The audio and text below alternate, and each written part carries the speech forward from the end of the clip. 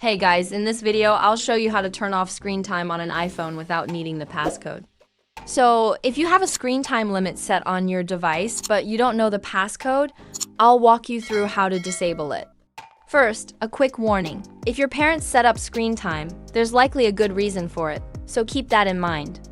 Now, let's jump into it. Open the Settings app on your device. From there, scroll down and find screen time, if you can't find it easily. You can use the search bar at the top of the settings page and type screen time. Once you're in screen time, you'll see all the options. But if you try to change anything like the app limit, it'll ask for the passcode. If you don't know the passcode, it'll fail when you try to enter it. But here's the trick. Scroll down all the way to the bottom of the screen time page, and you'll see an option that says Change Screen Time Passcode. When you tap on it, you'll be given two choices. Turn off screen time passcode or forgot passcode. Select forgot passcode.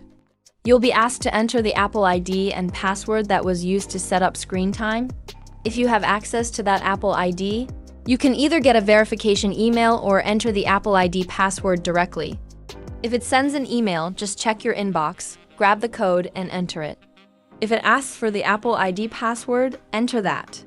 Once you've done that, you'll be able to turn off the screen time passcode, and you can freely make changes or turn it off altogether. And that's how you can turn off screen time on your iPhone without needing the passcode. I hope this video was helpful. If it was, please like and subscribe. Drop any questions in the comments and I'll do my best to answer them. Thanks for watching.